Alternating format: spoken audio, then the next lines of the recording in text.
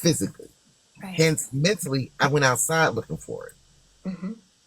And that caused me mental health issues Right. because I'm thinking I have to be a certain way to obtain love. There's a lot of things that will set us back as a community. One Right. thing is not believing our children, not sitting down and having an open conversation with our children. Mm-hmm. We allow the internet to babysit our children, which feeds them things that they don't need to see. Mm-hmm. Our children have heroes outside the house. Why are our Mm-hmm. children having heroes outside the house? Right. My kids would tell you, my mother's my biggest hero. And I'm looking at them, no, I'm just a mom. No, mom, you have persevered. Mm-hmm. Things that my mother was taught by her mother and that was taught by her mother, she passed on to me. But Mm-hmm. I say 25% of that messed with my mental health. Right. My great grandmother was the first freed person in our family. She lived to be 105. Mm-hmm. So coming from that type of damage, hearing that type of language, that type of hurt and pain, being ignored as a child, Right. and not ignored as far as my basic needs, but being ignored by my mental needs, that's huge. Right. My oldest son is a Marine veteran. He Mm-hmm. suffers from PTSD. My youngest son suffers from depression from the death of my husband. So there's a lot of things that can contribute to your mental health. We have to stop, Mm-hmm. acknowledge, look at therapy, get family therapy, something. Right. That's why I just love what you do.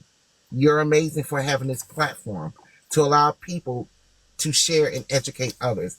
You are a blessing on TikTok. Thank you. I appreciate it. Now, you and I are the same age. I'll be 57 in a couple months, and my parents are just like your parents. Thank you guys for the gifts. I appreciate you. My mother, everything was always swept under the rug, and it was always whatever goes on in the house stays in the house. So, and if you talked about, okay, I'm not well up here, something is going on with me mentally. They were like, ain't nothing wrong with you. Just go take a nap. They basically dismissed it. My mom still doesn't believe in therapy to this very day. All her children have been through therapy, and except my oldest brother, he's fine. But my mom doesn't believe in therapy at all. And so when things do go on in the house, you're not allowed to speak on them. But how did you break the cycle with your children versus what we went through with our parents? Well, I broke the cycle because one, I suffered. I am a SA survivor and a DV survivor. It didn't happen until well later on in life, right before I had my kids, that my mother recognized that I was hurting here. When I had a mental breakdown and I spent 2 weeks in East Orange General Hospital Psychiatric Unit, I was 14. Mm-hmm. And that's when she recognized, oh my God, my daughter has issues. And I vowed when I have kids, I will never, ever disbelieve what they're going through mentally. So, me getting the treatment and the help, and then she started getting us into family therapy Mm-hmm. as a whole. Um, it didn't help my sister, unfortunately. Mm-hmm. She, like Kevin, used narcotics to stop the voices in his head. He is now drug free, 4 years now. I'm very grateful for that. But yeah, my once I had that breakdown, my mother recognized. I broke the cycle because I didn't want my kids hurting. I used to tell my children, if you cry, it's okay if you cry. There's no shame in crying. Mm-hmm. If I can help you any other way, um, one of the things I did with my kids is because a lot of kids, when they get into a point where they feel as though they can't talk to their parents, I tell parents, have your children write you a letter. They can put anything they want in that letter. And if they can't express to you what they want to say in front of you, put it in a letter. And then tell your kids when you're ready for me to talk to you because you can't rush this. This is a crawl before you walk type thing.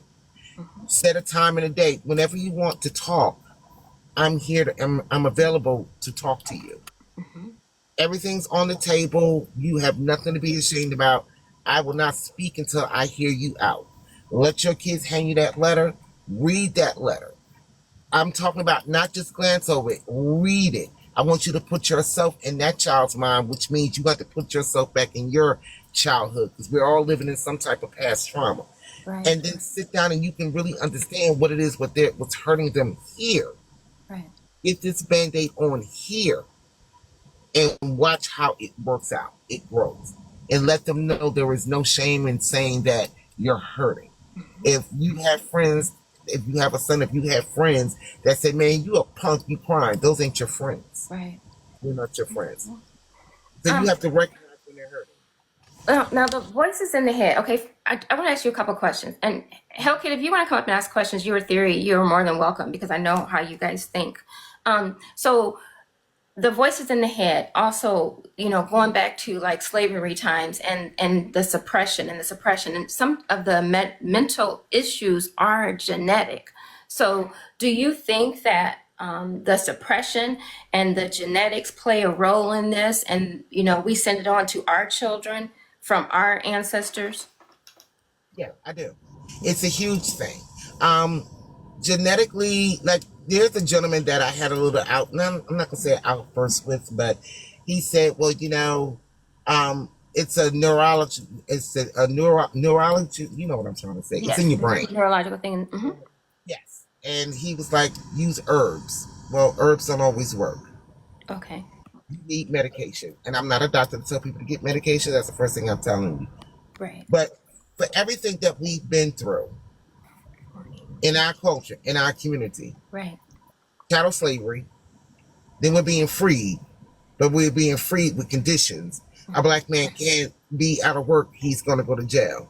I use an example as the movie Claudine. Remember, she got with James Earl Jones, and soon as social worker came there, he had to hide. So we have been sitting down being bullied, because that's what it is, being bullied for wanting to be healthy, for wanting the same things that everybody else has. But you have to learn when to sit down and self-reflect. The hardest thing to see in the mirror is yourself. You have to be able to self-reflect, and that means cutting people, places, and things off. May need be that may help you. Um, Please seek professional help, a psychologist, a therapy. There are plenty of them out here on TikTok that are doing amazing work. I spotlight them on here. Um, but yeah, it's ingrained in us, in our DNA, and Um, in society. Therapy is not something that many Black people, especially Black men, lean towards because, they're told you're a man, you don't need to go talk to your problems, you don't cry, don't be a baby, man up, don't be a punk. They say that a lot to our men. So thank you guys for the gifts. So I think that our men sometimes fall, they listen to the stigma and they fall into that and they don't get the help that they need because they think that they are less than a man if they do seek out help. My one of my really good friends is a psychiatrist, and him and I were talking about this week. He said there are a lot of undiagnosed people out there, like you said, in jail, have been unalived because they have not been properly diagnosed, because they have not gotten the treatment that they need. And this mental illness has been in there for years and suppressed. And then when it comes out, sometimes it comes out in different behaviors and it hasn't been treated. But no one wants to listen and say, okay, like when they're our color, say, he has a mental problem, is why he did this. He was telling me about that. He was telling me about a person that had pierced someone in this side of the head, and it came out of this side of the head with a kitchen utensil because the person was hearing voices telling him to do this, and no one was believing this. And he actually, went to court and he was testifying on this person's. He was hired to testify on this person's mental health. Doesn't excuse his behavior, but if you've never had mental help and these voices are in your head all the time, it's like you don't know how to handle that. You don't know what to do. You don't know how to deal with it. And so many of our Black men have went through this and they don't know how to deal with it and still go through this and still not dealing with it. Yeah, that's true. I mean, think about it. You have a society of amazing black men, because that's one thing they are. We have amazing black men in our society Yeah. that were told, you got to keep pushing. You got to do this. You can't cry. You can't, you got to man up. Well, manning up means healing here. Right. Manning up means understanding when you're not okay. Right. Manning up is having a safe space. Where are our black men safe space? Right. Our black men need a safe space. Now, I'm not taking anything from black women because, yes, we have a safe, but we have more safe spaces than a black man. And make that make sense. Right. So when you get a black man that's hurting, what's going to happen? The family's going to fall apart. He may become abusive. He may turn to substance abuse. He may turn to alcoholism.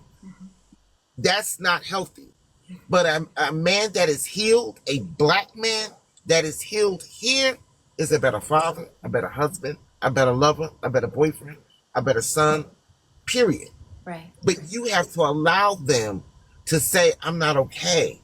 Right. I'm not going to be okay. This world is kicking my butt. You have these men out here who are trying to work 2 and 3 jobs just to provide for a family. Don't you think they're hurting because maybe they feel like they're less than a dad or Right. less than a husband? The way maybe the lights got cut off, but I only make this much. Oh my God, what am I going to do? He's hurting. Right. Our black men need to have love and be hugged. For me to be the mother of 3 black men and have a bonus son, there's nothing that they can't tell me. There is nothing that I won't do for them that makes them heal here. That makes them heal here. I will forever have my children's back because the world for them already have a strike on them. They're black men. They're successful black men. Right. But the world is not going to see that. And that's a hurting feeling. Before I go down to Doc and Navi, Doc is leaving. You said that it was important that the police knew your son and knew your son's condition. And that is because if case he came outside and he was acting angry or something, you wanted them to know so that he wasn't harmed, correct? That is correct. There are certain triggers. Everyone has a trigger. The first thing you want to do when you have someone who's dealing with some type of mental disability is you definitely want to make sure you contact the police. Like I said, there are different levels of schizophrenia. My son is a self-harm schizophrenia. There's a young lady, and I'm a tagger in here, whose son is 16 and is dealing with psychosis as well. But he harms others. His mother was that brave to show the bruises on her. He attacked her. You have to know what you're doing. So make sure because Kevin is not a non-threat, I make sure the police know who he is, where I live, how they can contact me, how they can contact my sons. I make sure that the fire department knows who my son is. The preferred psychiatric unit I prefer him to go to. They know who he is, what can trigger him. The fact that he is a large African man that walks like this, it's not that he's angry because he does this when he walks. It's not because he's angry. It's a disability. Right. So making sure that they know keeps them accountable. I live in Virginia. We just had a gentleman, a couple of years ago that was unalive in one of the worst psychiatric hospitals here that I would never put my child in. So you really have to take the big initiative to make steps to protect your loved ones. Right. It's not my son's fault he's sick. Right. It's not my So, and I'm not giving you guys permission to record me, so please don't. But my mom, I was telling her about the show that I was doing this week, and she told me that I had an uncle, which I never met the uncle because I wasn't born yet. He had mental issues. She didn't know what the mental issues were, but he tried to unalive my grandmother, and so they removed him from the home. So if my mom's 80, so he was, I think, maybe a couple years older than her, he would have been 82. However, when they put him in this place called Richmond, it was a mental health facility, and they removed part of his brain. And my grandmother, when she went to visit him after this procedure that she did not agree to, she said he was just a vegetable, ended up passing away in the facility. But she didn't have rights at that time, and it was like she didn't give them permission to remove part of his brain, but they removed him from the home because they saw him as a threat. But mental illness was nothing that was discussed in the family. My mom is just now telling me about this story after me telling her about this show that I'm doing. I had no idea I had an uncle that had mental illness that passed away before I was born. No clue. My grandmother never spoke of him, so I never heard anything about it. It was just baffling to me. But I didn't know that they could do procedures removing part of your brain in hospitals without the permission of the parent, because they consider them awarded to the state after they removed them from the home. I had no idea. Yeah, and this is why, because I own a consulting agency as well, and when I get the families, I talk about the what if factors. That I'm real big on the what if factors. Families need to get together. I don't, whether that person is sick or not, you need to get Mima, Papa, you need to get everybody together, aunts and uncles, any event, anything happens. Florida is a state that's, and I'm talking about totally infamous from taking people out the home and placing those people in facilities that they choose. Right. Guardianship is important. Understand, guardianship rules are different in each state. I tell people, you want to go to your local probate court, they can give you a list of attorneys. Some will do it within, how much you make of this. It cost me almost $4,000 to get guardianship over my son. So, back So then, why did you have to get guardianship over your own child? protect him, to protect Kevin. Okay. So and also there is, each state has a form. I have a form. Virginia has a form, is the Virginia Mental Health Directive form, where if Kevin is having an episode, I can take him directly to the psychiatric unit Okay. and have him placed there to get more help that he needs. Okay. Maybe the medicine is just, he's so riled up that he won't calm down. So having a mental health directive is important. Having guardianship, and I'm talking about get guardianship now, not just while they're young. Power of attorney is good, but guardianship is better. It's a whole lot better. Get guardianship. That's going to protect their assets. Get the family together. Who's going to be co-conservative or co-guardian in the event that anything happens to me? Make sure you get the life insurance policy, because anything can happen. You can prepay for a funeral. My funeral is prepaid for. Kevin's funeral is prepaid for. The only people who's on Kevin's life insurance policy is his 2 children. He has a daughter and a son. You want to make sure you dot the I's and the T's. You want to make sure, because back then with your grandmother, there was no such thing as Right. help the black person. Right. They did that procedure like they did. What is the gentleman's name? Michael J. Fox, the short white guy, TV. He has MS. That's a procedure where they took half his brain out, but he opted for that. There are states that will do things to you that you're not asked to do. They will take you away from your loved ones, place you in a mental health facility without your consent. Get guardianship. If you have a small child who's dealing with some type of disability, start the guardianship process now. Make sure if any event happens to you, you have someone who's going to take your place. Right. If not, what facility? You can have a court-appointed guardian if you don't have anybody. But you have to take control of everything now before it gets out of hand. And a lot of people don't do that, especially in the black community. Right. We're so worried about getting our children $200 pair of sneakers, and Beyonce fans don't come for me to go see a Beyonce concert. But are you prepared for anything? We talk about generational wealth. What about generational health? We have to do that. Generational wealth is good, but if that person is not here mentally or have anything, then what? That generational wealth means nothing. Right. So instead of just generational wealth, what about generational health? And that means digging in your family's past. Start talking to your family members. I tell anybody, if you're getting married to somebody, hey, let's see, are there any genetic issues that can pop up on our children?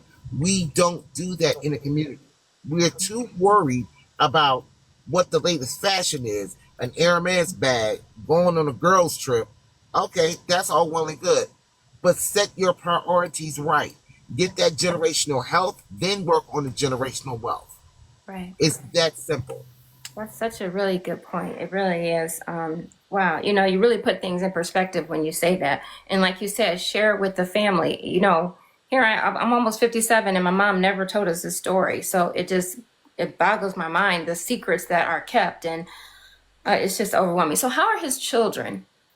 His children is amazing. His daughter Hermione graduated high school early. She graduated at 16. She is now a freshman at Rutgers University. Biology major with a 4.5 GPA. She wants to be an exotic veterinarian. She's amazing. His son suffers from mental health issues. Now, we don't have contact with him. That's not our fault. That's the mom's decision. But his daughter has come down. I was able, and her mother, I give all props to her mother because she's basically raising his daughter alone.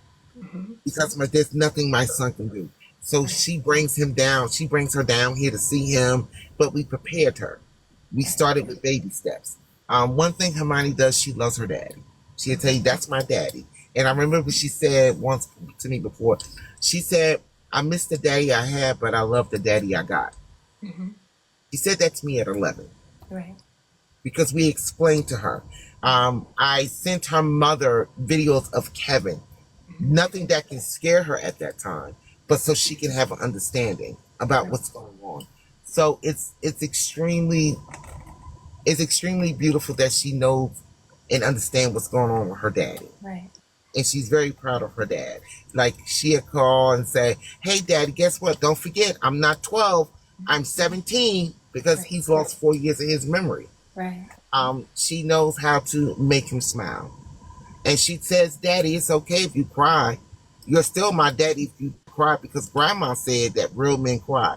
So she's just an all around blessing. So I'm let me ask you this. You briefly mentioned that it's important, like when you get in relationships and start having children with people, that you get the history of the family and stuff. And this is the reason why you say that, because you don't know what you're getting involved with sometime when you lay down with people. And sometime if a child is a result of that, you don't know what mental health issues you will deal with, correct? Yeah, that's correct. I mean, I didn't know that there was Alzheimer's in his father's family till a couple of weeks ago when I spoke to his aunt. I didn't know that. Yeah. My dad had severe mental health issues. I didn't know that until I was right after he passed away. Um, Hence, he was an alcoholic. He used the alcohol to calm the voices. I've had family members growing up. My mother's from South Carolina, and she used to send us down there in the summer. I remember seeing family members who were definitely mentally ill, Right. but they were set aside in the corner. We don't talk about our medical history with family members. Just like sickle cell, African Americans have the highest rate of sickle cell anemia Right. Mm-hmm. because we carry that trait. Right. So it's extremely important to have these conversations. Right. Hey, we're gonna get married. You want to marry me? I want to marry you. What does your family medical history look like? Is there anything that we should know about? Like, for instance, my husband passed away out of nowhere in 17. Come to find out after he passed, there's a heart condition because we had to have an autopsy. Mm-hmm. It was a heart condition.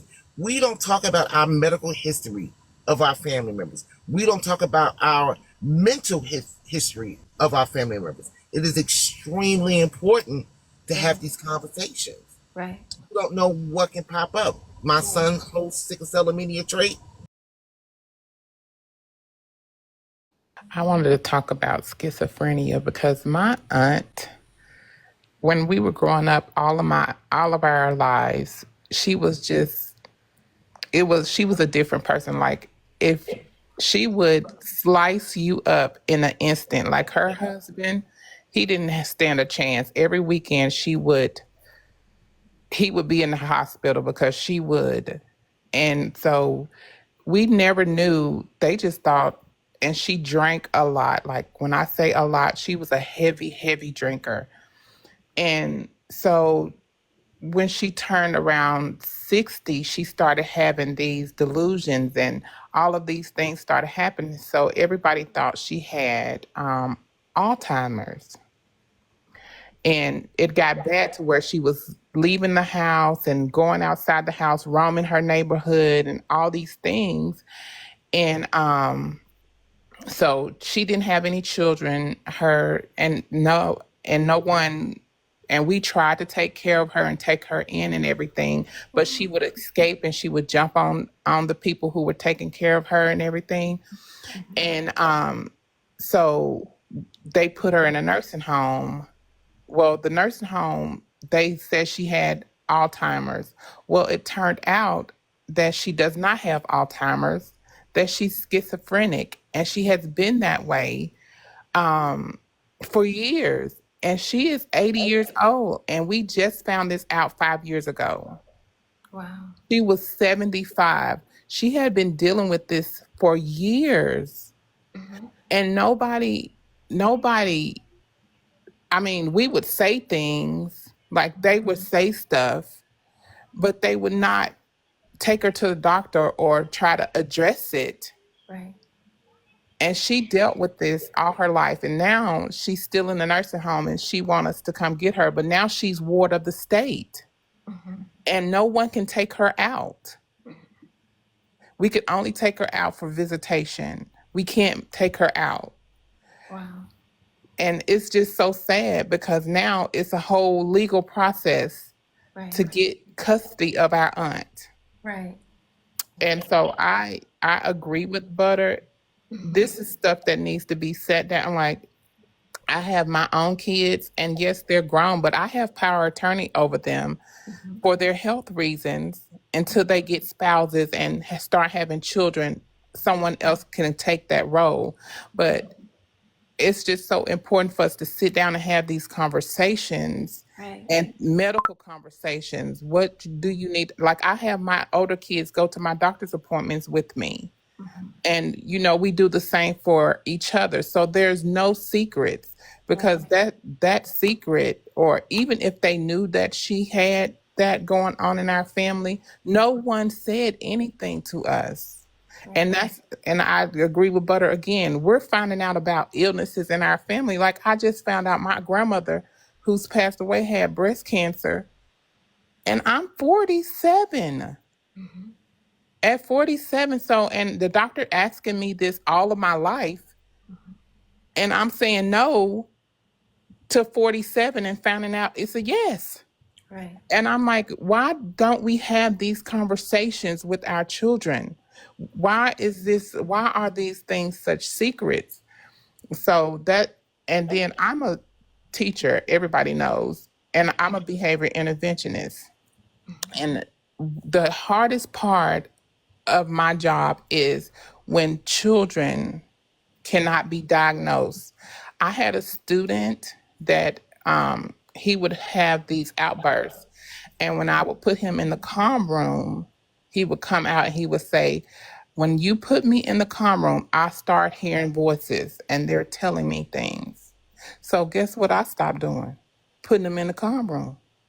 If he had an outburst, he just had an outburst with me. I was right there with him, because when he was alone, he said that's when that started happening. And so Do you know what type of treatment his family is getting him?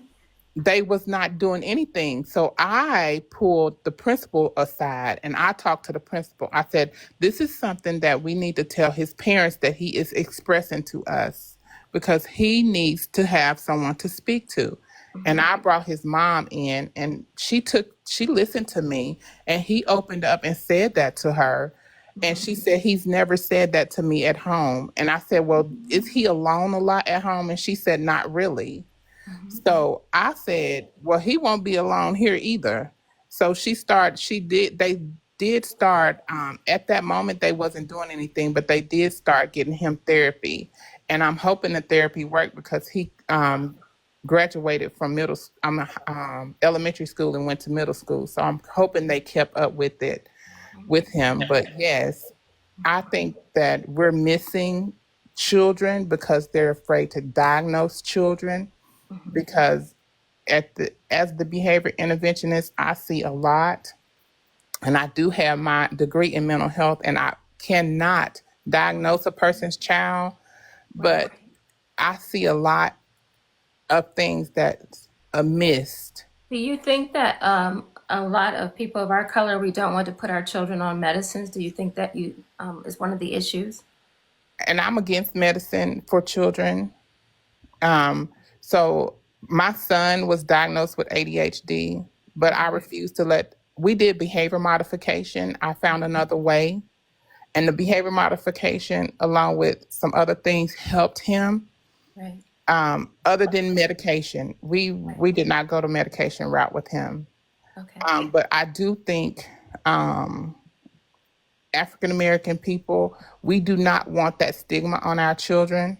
But as a teacher, I'm gonna tell you, the white tea community do not care. They children have an allergy. They want all the accommodations and everything that they kid can get in that school. Right. They don't care.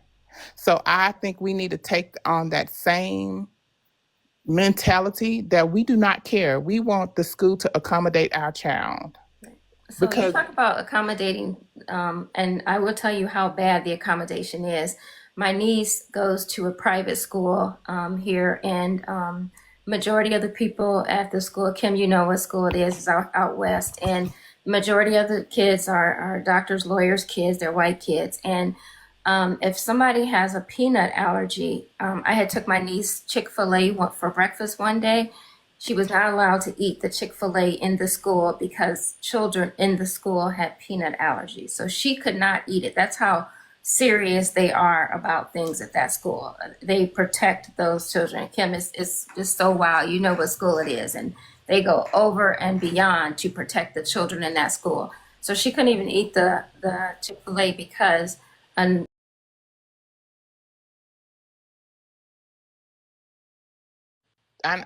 And that's what when the black community, when you say sped to the black community or special education, they really get in an uproar. But that is a true umbrella of protection for your child in the school district, where if they need something, the school by law has to get that for your child, and they cannot. And if they do not, you can sue the school.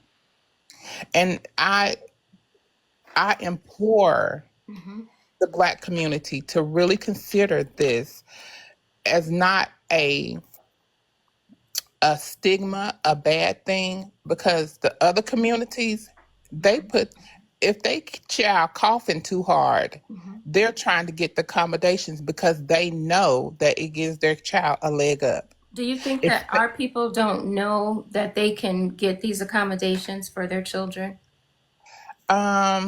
Some of them don't, and you can get accommodations for your child for ADHD, Right. for depression. I mean, especially for if they're going to make your child take a state test and you know that your child struggles with depression, ADHD, any kind of mental health, if you know that your child is struggling with that, get your child a 504, okay. 504, they still have some wiggle room with that. But a IEP, they have no wiggle room. Right. And to accommodate your child, to put them in a separate place so they can focus on their tests, especially if you need their testing to get them to the next level. If you want their testing, I'm going to use my son, for example. He had ADHD. They tried everything in their power to take my son off his IEP, but I would not let them take him off his IEP until he was ready. And then once they took him off his IEP, it was his decision in his senior year because he wanted to take dual credits.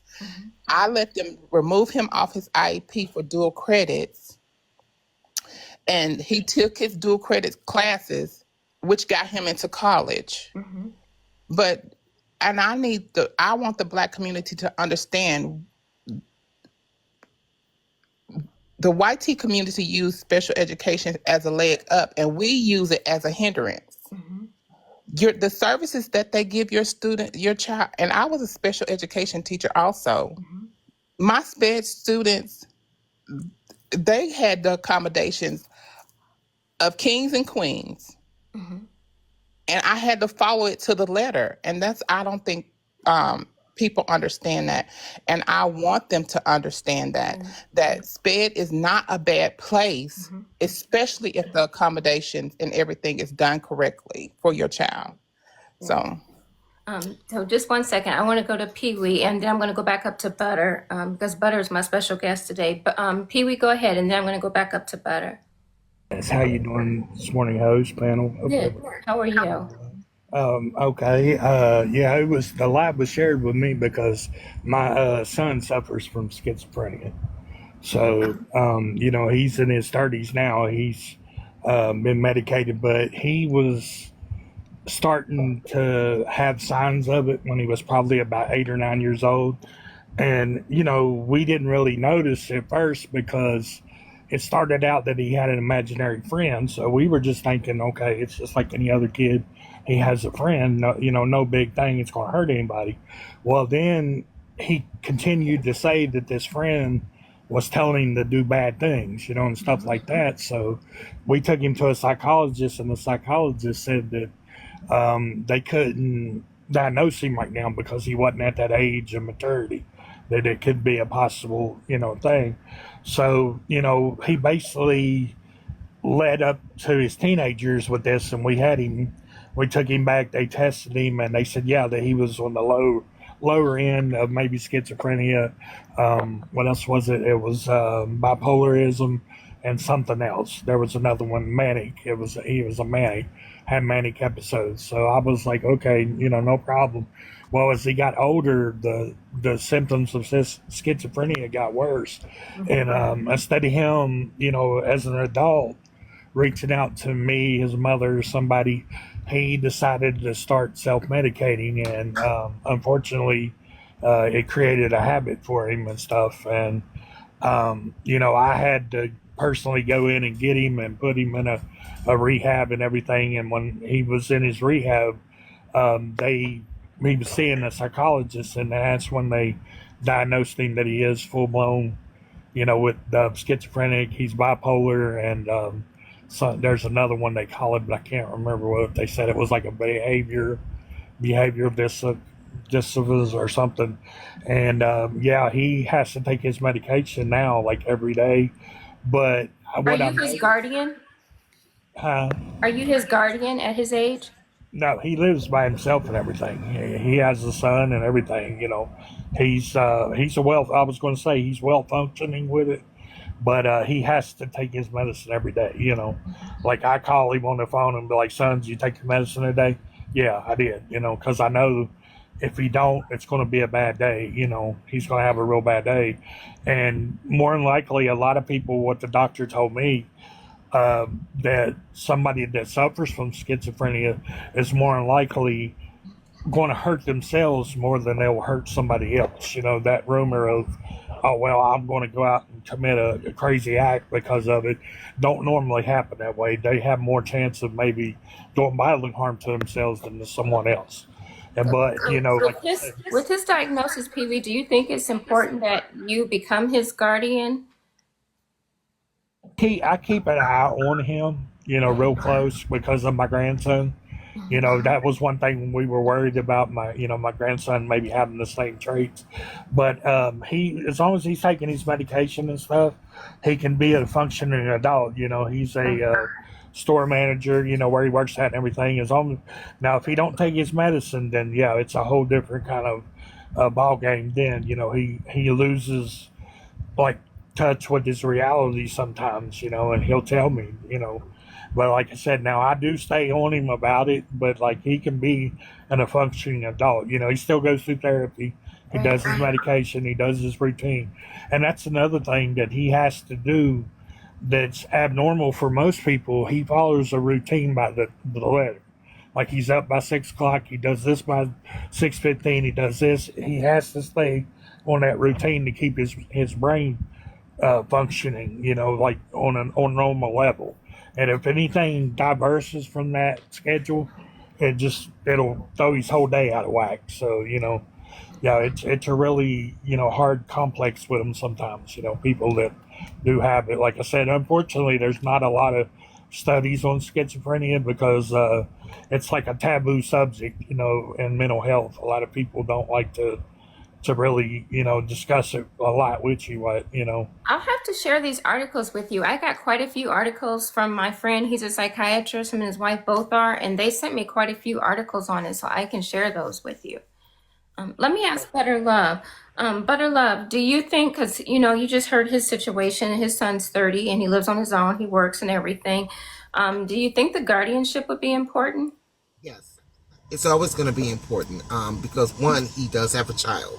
So let's just say in the event anything happens or his son has a bad breakdown, that guardianship will have them get him the help that he needs. Even though, like you said, sir, he's taking his medication, that's great. He's good. But it's always going to be, for me, the what if factor. What if this happens? Then what? And then, what's going to happen to his son? Right. We need to go ahead and start the talk about protecting them from themselves. But I also want to say something to Miss Tony, who is the educator. First of all, thank you for what you do. You're amazing. I don't think people understand what teachers deal with. You deal with all multiple personalities of children. But in the Black community, Why do you think our schools have so many issues with fights or outbursts? Because you got a group of children who may be suffering from some form of mental health issues who are not believed at home and bring that trauma into the school. That's why having a good relationship with your teachers, their case managers in the schools, you need more resources. You have children in a box, and you got thousands of kids in a box in the school. Each one of those kids have their own personality. Let's just say 10% of the students have mental health issues that were never properly diagnosed. That's a fire cake ready to explode. It's ready to explode. So, and my youngest son had an IEP, and they tried the same thing with him. Well, no, we're going to keep the IEP. He went to high school, graduated, went to Indiana State Engineering, and now he's a Marine. So we have to stay on top of our children and on top of those schools. A lot of kids today, even parents will say, well, I got my education. If you don't get yours, that's none of my business. Where's the support with these children? Here she goes right here. Becoming. This mother, I love her. Her son is 16. I would love for you to do an interview with her. And he Is deals she with. in the comments? Yes, she's in the comments. Okay, boss man, you can bring her up, and then you can do your commercial, boss man. And I have a question for Navi after Okay. boss man is done. Oh, If you okay. don't mind, I'll go ahead and drop down, let her come up. Thank you for Thank you, letting Pee Wee. I'll send you those articles. I would truly appreciate that. Thank you so much. Any You're welcome. information I can get. Thank you again. Thank y'all, panel. So Butter's friend can come up, and I will talk to her about her 16-year-old because I have an important question about age with Navi. Go ahead, boss man. Is she in the request? Can you come in the request box, darling, so I can bring you up? But it's commercial time, everybody. Y'all keep tapping that screen. And guess you're doing a great job. And to everyone else that's sharing, y'all doing a great job sharing and everything. But y'all bop the screen, and keep it going. Let's make sure you clear out her goals for today. And y'all know the CA, go ahead and show some love because she does a lot. I'm going to keep repeating it every week. She does a lot to bring mental health awareness, your health, and everything. Y'all bring it through. And goddamn, y'all follow on YouTube. Go to her page and click on that link. All of this will be on YouTube. If you miss anything, you can come on through there and pick up anything and kind of information and kind of links that were spoken of. You can go ahead and get this help. Go ahead and figure things out with your family. And you can bring this live up and you can let them listen to it. Y'all can learn together. Because she does a lot, man. It helps a lot. And go to her page for the Core 4. Go on ahead, get your supplements for your gut health, for your overall health, your mental health. Get it right. I got to get it right, okay? So y'all keep bopping that screen. And Maj, y'all doing a great job in the comments. And to everyone interacting, y'all doing a great job. You can take it away, darling. Thank you, boss man. Navi, so is becoming the person you're talking about, Butter? Yes, she's in the middle. Okay, so Navi, I have a question. Dr. Coop says something about the brain not fully being developed, and we know the brain isn't fully developed till they're 25. So can they diagnose and treat before, age 20, say at age 16, and we know the brain is not fully developed yet. So can they diagnose and treat as young as 16? It all depends on the symptoms. How long have they had them? What symptoms they're having? That's what's really going to determine if they're going to say, okay, this child really does have schizophrenia, and what kind of treatment they're going to have. And of course, the severity of it. Under the age of 15, 16, it's rare, very rare. And usually it's diagnosed as something else. But the cutoff age for, like I said, for males, it's about mid-teens to late teens that you would see symptoms showing up. For females, it's more so early 20s. The cutoff time period for both is within 30 to 35. If you're going to have it, that's when it's going to show up. Now, it does not mean that after 40, there can be a late onset of schizophrenia. And when Tony was talking about it, you also have to consider, like she said, when she hit 60, other thing, like it seemed to have gotten worse. We also have to consider that women have to deal with everything that comes with hormonal changes. And there are some women who've been diagnosed with some menopausal disorder, like delusional disorder as well, because of the hormonal changes and everything else happening. It doesn't happen all that often, but it can happen, and it could have just been a perfect storm for her. And I'm thinking a lot of times when people have aggressive behavior already, Mhm. it can kind of get seen as, oh, that's just how they are, until Right. something like this happens, when in reality, all of these have been going on. And usually people think of schizophrenia as just completely delusions, right? Hearing voices, that's the first thing people think. And it's obvious that that's not all what it is, at least not for everybody. That doesn't tell the story. Excuse me. Okay. Okay. Good morning, Becoming. How are you? Good morning, everyone. Thank you for bringing me up. Rachel, thanks for sending me the live in my message. I'm glad I was able to jump in real quick. So, try to be real quick. My son is 16 years old. He's currently in the hospital right now, actually.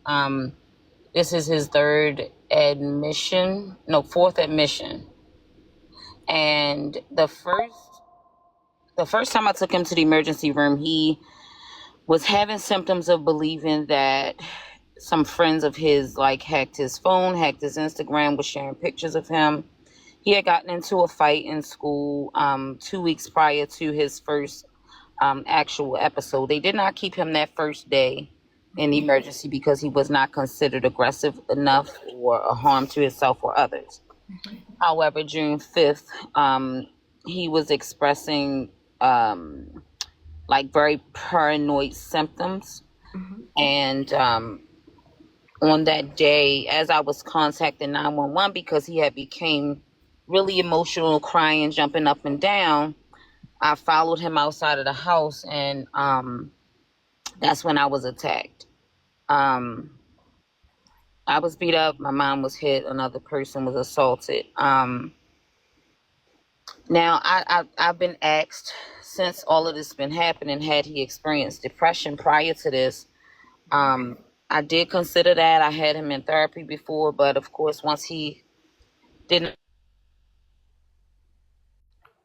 You're on mute. I'm sorry, I had gotten a phone call. Oh, Sorry. okay. Um, Is this the he first time he ever harmed you? Yeah, yeah. So prior to these episodes, my son was extremely respectful. Even in school, people would, express gratitude about him being a good child, exceptionally well behaved child. On a roll up into seventh grade when COVID hit and went to virtual. But prior to these, like a year before, there was like the regular teen rebellion, him trying to figure out his own life and didn't want to come home sometimes or stay out late. But I addressed those issues. Um, but it's been an uphill battle because they're like Navi said, the typical diagnosis age for schizophrenia is 18 to 24. I was told that, and they said something about schizophreniform, FORM at the end.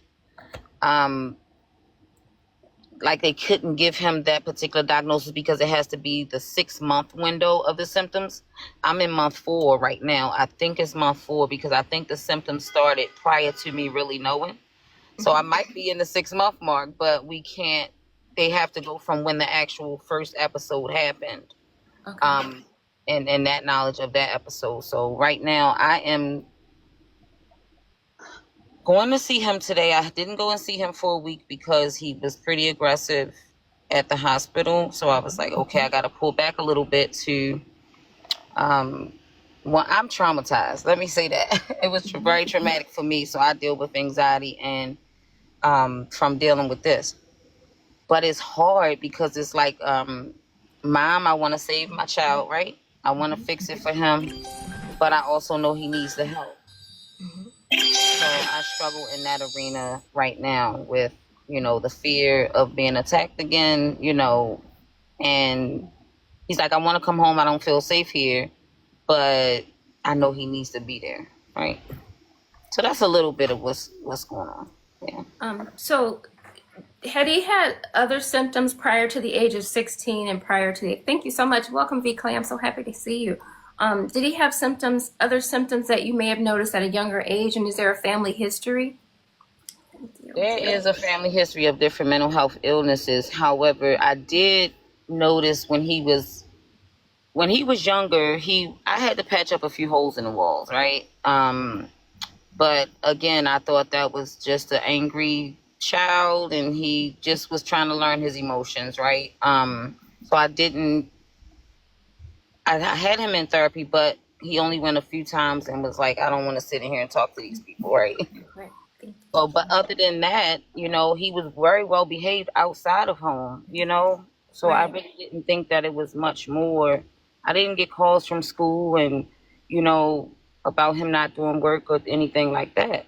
Yeah. But, you know, when he started hearing the voices, I'm trying to ask him, like, what are they saying to him? And he's not able to articulate that. He just knows it's scary, you know? Sorry, that scared me. I'm sorry. Thank you. Mhm. Thank you so much. Thank y'all for my live go. I appreciate you guys. Thank you. I'm sorry, becoming that scared me. I'm so into the conversation. Your husband or his father around? Good morning. Could you say that again? Is his father in the home, or do you have a man in the No. home? I mean, I personally would be fearful. Are you fearful? Yes, I am very fearful of him now. I actually had him staying with his dad. When he first came home from the hospital, one, I didn't want to bring him back here because of the person he assaulted here outside of my home. You know, he assaulted someone in the community as well. So I asked his dad to keep him there for a while. And not only that, I couldn't sleep around him anymore, you know. Right. A couple of days, like 2 days before the attack, I was waking up and he was in the middle of the floor watching me. So I didn't even know that was a part of what was like, it was leading up to that. I didn't know. Wow. So I knew that I have an 18-year-old daughter as well. She's very, you know, small and timid person that I don't feel like I would be able to protect if I'm here by myself with him.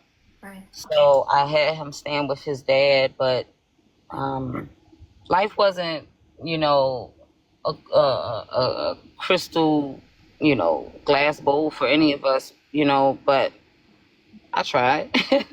Was there anything that triggered this last outrage to attack you, or just voices? There was voices. So he said that I tried to get on the elevator with him to go down with him, to kind of just be with him and support him in that moment. But he expressed to me, like, don't get on here. And then he started saying things like, I told you I was going to get you. But he wasn't talking to me. He didn't remember beating me. It wasn't me to him. It was like he didn't see his mom. I thought you were dead. He thought my mom was dead.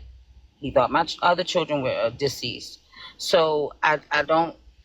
It was really the voices. Now, the second time he went into the hospital, I took him to a psychology appointment, outpatient. While we were there, the psychologist noticed that he was paranoid and told me to take him back.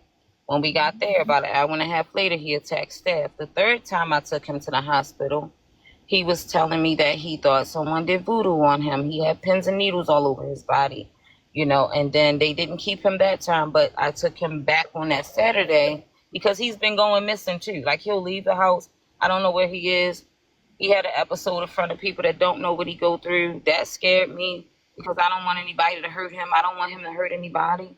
You know, it's just been, I'm trying to get residential treatment, but because he's 16, it's hard to do that.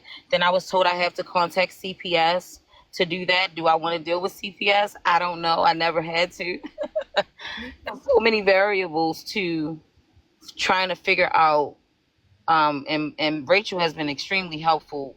There's some other things I have to put in place, but financially, I have to figure that out as well, right? The guardianship and filing all of the paperwork and things like that. But in the meantime, it's just, you know, can he stay longer to make sure the medication is working? You know, if his medication needs to be changed, can I do injectables? I've been refused injectables several times because I think because of his age. They're trying to see how well he do on the pill form, but he's refusing, you know? So, yeah, it's really hard. It's hard. Let me have Nabby speak for a minute, and then I'll come back to you. Nabby, do you want to speak to this? Yeah, she talked about what he was saying when he was in the elevator. More than likely, it's almost like things have already been happening, building up to that. So it doesn't happen all at once for the most part. It's been building up to that paranoia. Um, Before they actually do something. There was a story out of Canada where a Chinese man actually attacked. He was an older gentleman in his 30s, maybe even closer to 40s. He attacked a young man who was in his 20s while they were on a Greyhound bus. He actually disemboweled him. And it happened in the early 2000s. And it's for that reason